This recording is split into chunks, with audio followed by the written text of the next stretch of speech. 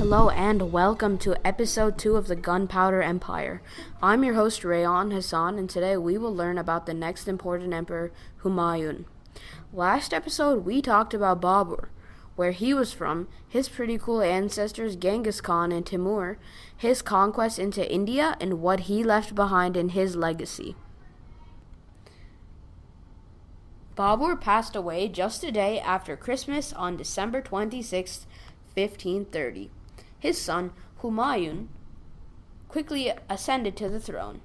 Humayun was born in 1508 in Kabul and was a capable military commander under his father.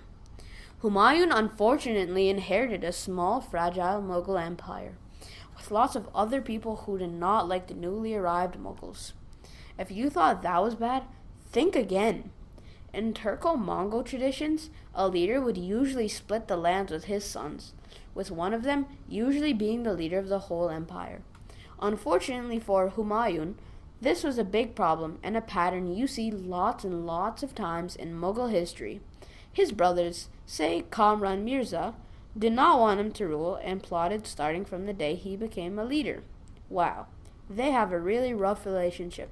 Good thing I don't have that empire-conquering grudge with my brother. What happened next? Humayun fought many battles with someone named Sher Shah Suri, who also seemed to have quite a lot of beef with him. After lots of battles, defeats, and massacres, Humayun had no choice and let Shah Suri establish his own empire, weakening the already tense Mughal core. Personally, I already feel very, very bad for him. But the sad thing is, it just gets even worse. So then, after these defeats, Humayun had to go into exile. Pretty sad. The Sur Empire dominated northern India, making new reforms that later went into the Mughal government.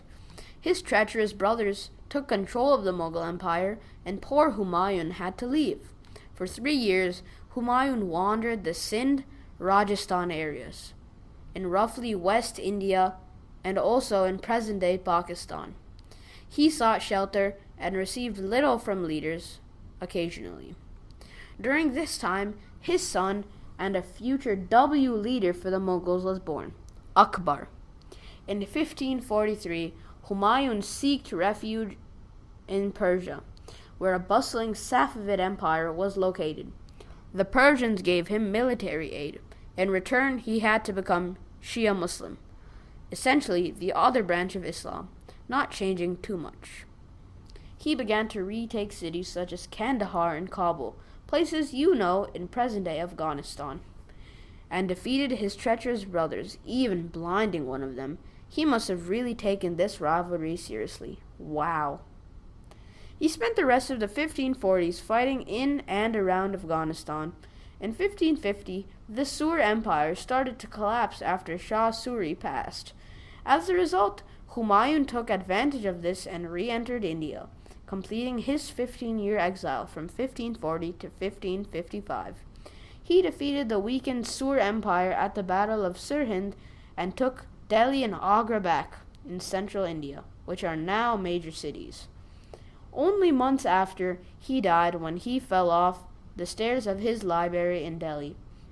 His son Akbar, at 13 years old, took the throne and will lead us to our next episode. As you can see, Humayun had a pretty tough life. Venturing through 3 present countries must be tiring. At least I don't have to do that. Walking just half a mile does it for me. Thank you so much for tuning into the second episode of the Gunpowder Empire podcast, and I hope you learned something new. Make sure to leave a like and a comment, as well as to subscribe to this channel for more episodes on the mighty Mughals. Next episode, I invite you to join me as we learn about a third emperor, Akbar, and his decades-long work to fortify the empire. That's all for today.